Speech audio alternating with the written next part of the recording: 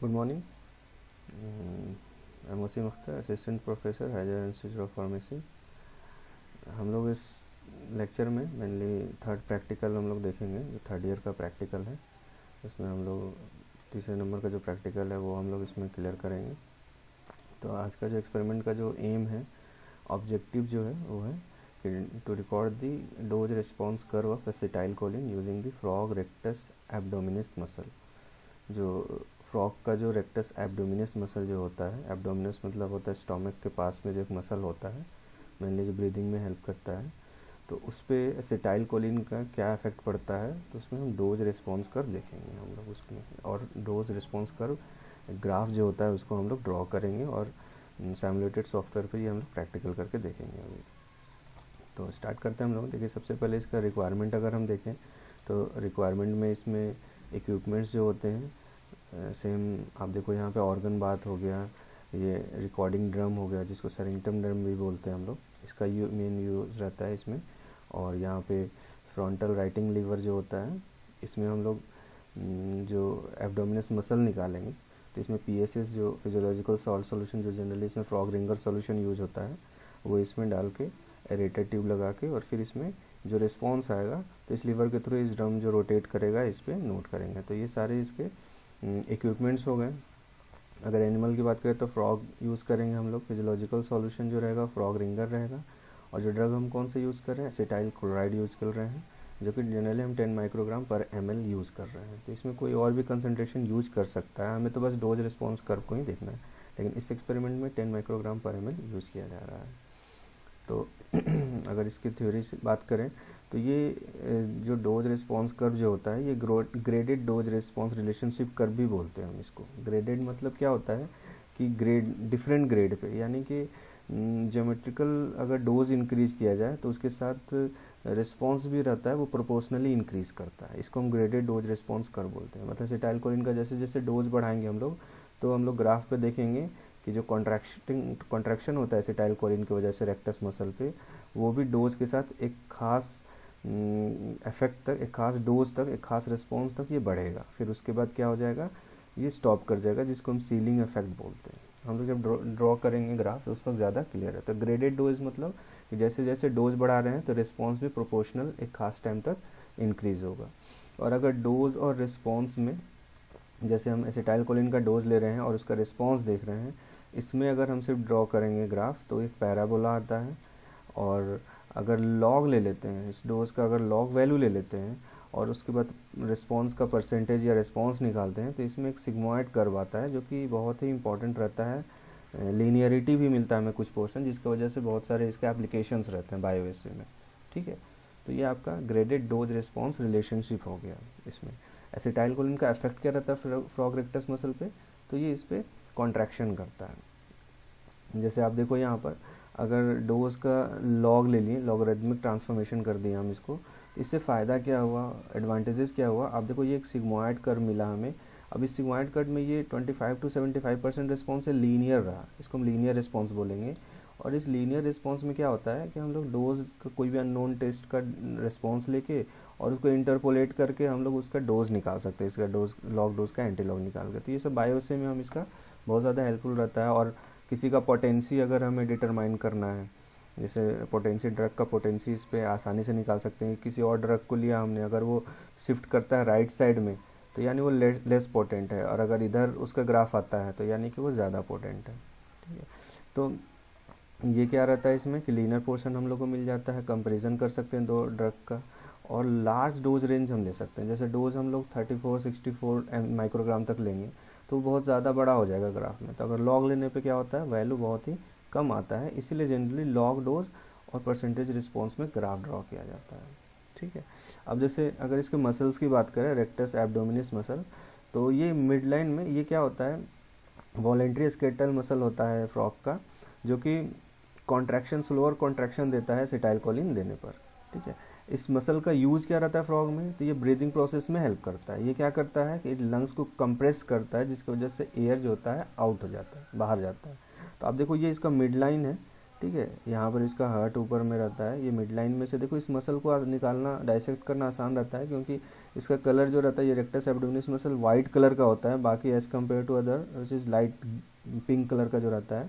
लेकिन इसको हम आसानी से इसको क्या करना रहता है, डाइसेक्ट करके निकाल के और फिर इसको क्या वॉश करके और फिर पीएसएस में डाल के जो ऑर्गन बात रहता है उसमें, और फिर हम लोग अपना ऑब्जर्वेशन देखते हैं। ठीक है, तो अब नेक्स्ट आते हैं हम लोग का प्रोसीजर में क्या रहता है कि रेक्टस मसल जो रहता है उसको सेपरेट कर लेंगे मिड लाइन से और उसको ऑर्गन बाद में माउंट कर देंगे। ठीक है, जो कि हम लोगों ने पहले एक्सपेरिमेंट में डिटेल से बात किया था कि आइसोलेटेड ऑर्गन टिश्यू को कैसे हम लोग कर सकते हैं, वो फर्स्ट वीडियो जो मैंने आप लोग को बताया था।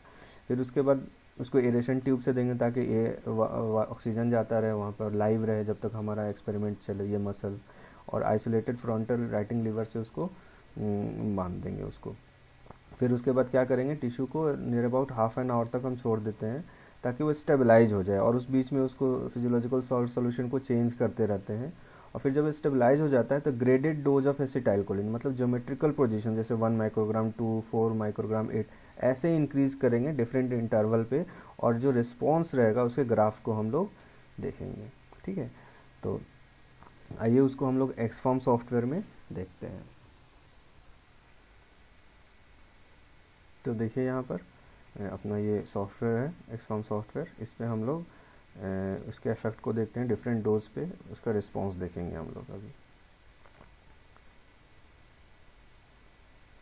तो यू कैन सी हियर कि ये आपका ऑर्गन बात दिया हुआ है, इसमें अपना मसल है जो फ्रॉग रेक्टस एब्डोमिनिस मसल है, और फिर डिफरेंट डोज पे इसको हम देखें और जो इफेक्ट आएगा, जो भी उस पर हाइट आएगा उसको हम लोग मेज़र करके और फिर ग्राफ ड्रॉ करना है हमें।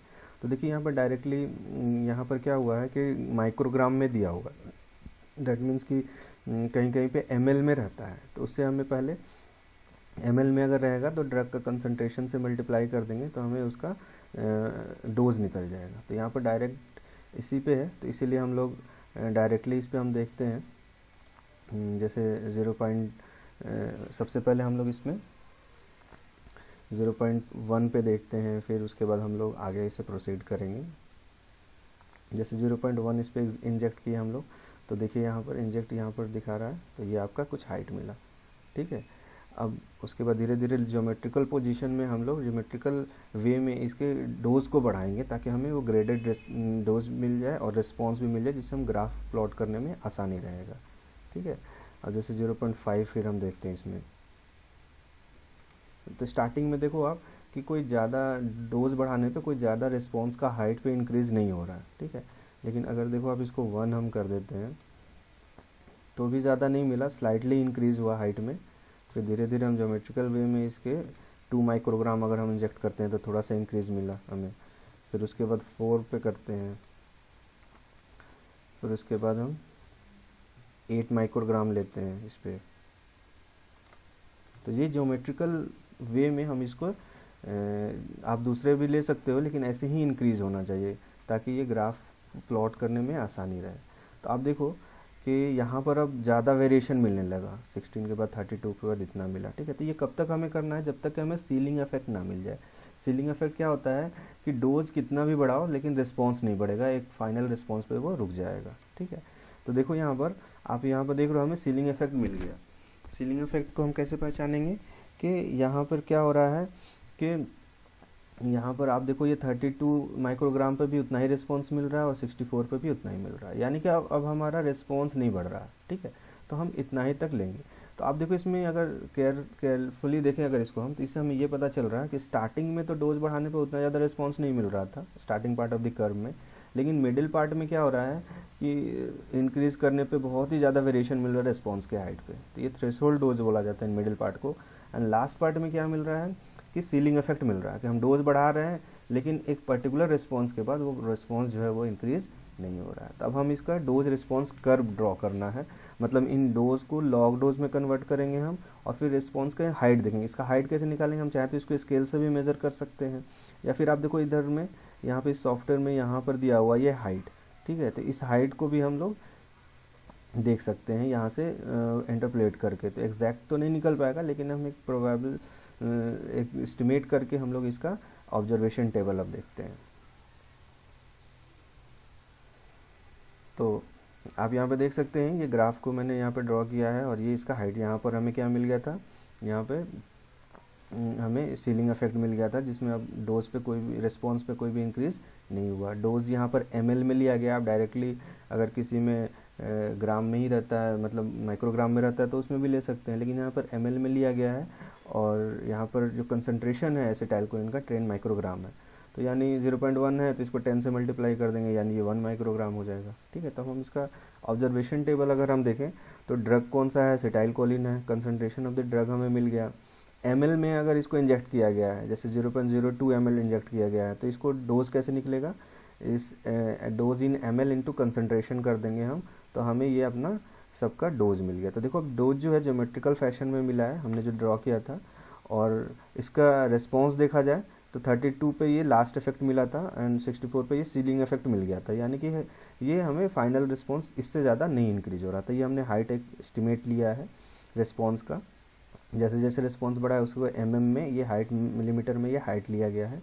तो अब हमें लॉग डोज और रिस्पॉन्स में भी ग्राफ ड्रॉ करना है, और डोज और रिस्पॉन्स में भी ग्राफ ड्रॉ करना है। तो डोज और रिस्पॉन्स में तो हम डायरेक्टली ड्रॉ कर लेंगे, लेकिन लॉग डोज के लिए क्या करना पड़ेगा, इन सब का लॉग निकालना पड़ेगा। जैसे 0.2 का लॉग -0.7 होता है, 0.5 का -0.3 हो गया। ठीक है, तो इस तरह इन सब का हम कैलकुलेटर के या फिर माइक्रोसॉफ्ट एक्सेल से भी इनका हम निकाल सकते हैं लॉग डोज। और परसेंटेज कैसे निकालेंगे रिस्पॉन्स का, तो परसेंटेज निकालना रहता है तो आसान रहता है। जैसे ये 5 का परसेंटेज निकालना है हमें, तो 5 अपॉन जो हाईएस्ट अपना रिस्पॉन्स आएगा, 5/47 इंटू 100, तो ये नियर अबाउट 10 के आसपास आएगा। फिर 8/47 इंटू 100, तो ये 17 आएगा। तो इस तरह से ये परसेंटेज रिस्पॉन्स भी हमारा निकल गया। तो अब इससे क्या होगा, हमें दो ग्राफ ड्रॉ करना है, एक तो लॉग डोज जो सबसे इंपॉर्टेंट रहता है और परसेंटेज रिस्पॉन्स में।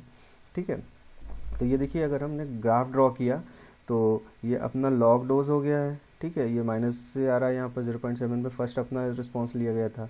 ठीक है, और ये अपना परसेंटेज रिस्पॉन्स हो गया, जो कि 100% पे जाके फिर ये सीलिंग इफेक्ट हो गया था। फिर कितना भी डोज बढ़ाया था हमें नहीं मिला। तो ये सिग्मॉइड शेप रहता है। देखो आप यहाँ पे ये लीनियर मिला हमें, तो यानी हम अपना हमारा ग्राफ जो है ये सही है। अगर एक सिग्मॉइड ग्राफ मिलता है तो यानी ग्राफ सही है। और अगर सिर्फ डोज और रिस्पॉन्स में अगर हम प्लॉट करते हैं तो ये एक पैराबोला मिलता है। तो ये ग्राफ उतना यूज़फुल नहीं रहता है, इसे हम कैलकुलेशन नहीं कर पाते हैं, लेकिन इसमें आसानी रहता है, इसीलिए लॉग डोज और रिस्पॉन्स को ही ज़्यादा वैल्यू दिया जाता है। ठीक है, ये इंपॉर्टेंट रहता है। इसीलिए इस ग्राफ को देखो मैंने उसमें भी ग्राफ पेपर पे आपको इसको बनाना है, ये वाला ग्राफ, और इसको आपको पेस्ट करना है अपने प्रैक्टिकल कॉपी पे। तो ये इससे आप आसानी से ग्राफ पेपर पे लॉग डोज और परसेंटेज रिस्पॉन्स, सेम वही वाला है, इसमें आप डिफरेंट डोज देखो, यहाँ पर लॉग डोज है और ये इसका रिस्पॉन्स है, इसे हम निकाल सकते हैं। तो अब इस पे रिजल्ट में हम कंक्लूजन क्या लिख सकते हैं कि ये DRC जो रहता है, अगर डोज रिस्पॉन्स में अगर प्लॉट करें तो पैराबोला मिलता है, और अगर लॉग डोज और परसेंटेज रिस्पॉन्स देखें तो ये सिग्मॉइड लाइन या फिर एस शेप्ड का मिलता है ये। ठीक है, और क्या देखें हम लोगों ने कि जो फर्स्ट पार्ट जो रहता है उसमें poor discrimination between the dose and response, मतलब जो स्टार्टिंग वाला जो पोर्शन है यहाँ पर ज़्यादा डोज बढ़ाने से रिस्पॉन्स में उतना ज़्यादा डिस्क्रिमिनेशन नहीं हो पा रहा है। लेकिन ये जो मिडिल पार्ट है इसमें जितना ज़्यादा, ये लीनियर वाला पार्ट है, इसमें जितना ही डोज बढ़ा रहे हैं उतना ही ज़्यादा रिस्पॉन्स भी बढ़ रहा है इसका, मतलब यहाँ पर अच्छा डिस्क्रिमिनेशन है। इसीलिए मेनली इसी पार्ट को यूज़ किया जाता है डोज कैलकुलेशन में।